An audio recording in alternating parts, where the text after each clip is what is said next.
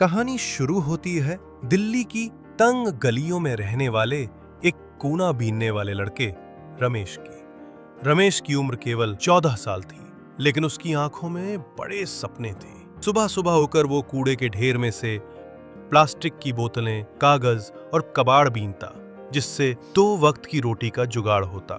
रमेश का परिवार बेहद गरीब था। माँ बीमार रहती थी और पिता शराब में डूबे हुए थे। पढ़ाई का तो सवाल ही नहीं था, लेकिन रमेश को पढ़ाई से प्यार था। जब भी वो स्कूल जाते, बच्चों को देखता, उसकी आंखों में चमक आ जाती।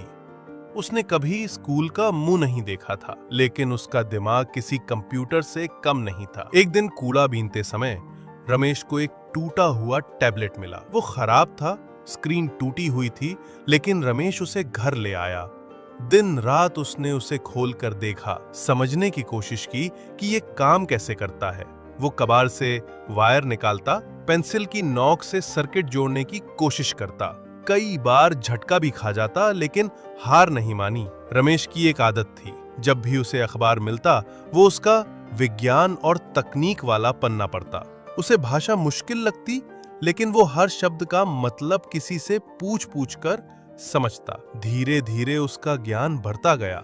एक दिन पास की एक दुकान में रमेश कूड़ा डालने गया। दुकान वाला अमन भैया उसे अक्सर बिस्किट दे देते थे। उस दिन अमन भैया ने देखा कि रमेश एक पुराना ट्रांजिस्टर ठीक करने की कोशिश कर रहा था।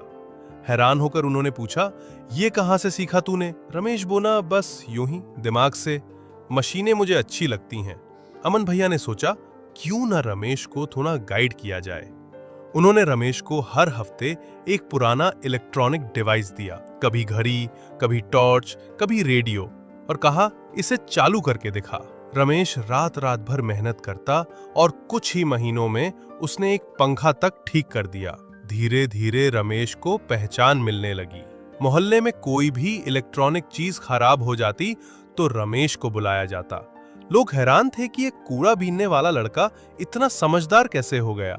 लेकिन रमेश की असली परीक्षा तब आई जब पास के स्कूल में एक इनोवेशन फेयर रखा गया। रमेश वहां गया, पर उसे अंदर जाने नहीं दिया गया, क्योंकि वो बिना जूते और गंदे कपड़ों में था। रमेश बहुत दुखी हुआ, लेकिन उसने हार नहीं मानी।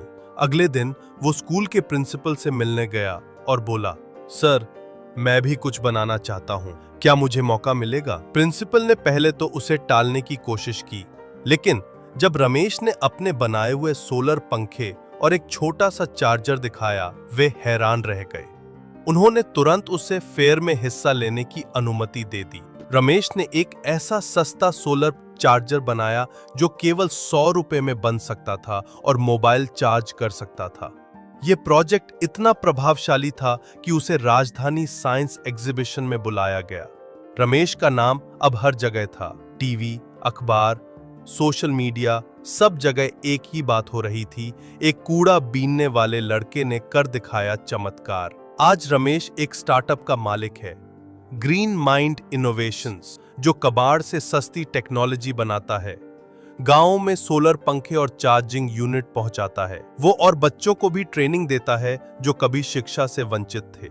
रमेश की कहानी यही बताती है, दिमाग की शक्ति सबसे बड़ी शक्ति होती है। हालात चाहे जैसे भी हों, अगर सोचने और सीखने की इच्छा हो तो इंसान कुछ भी कर सकता है।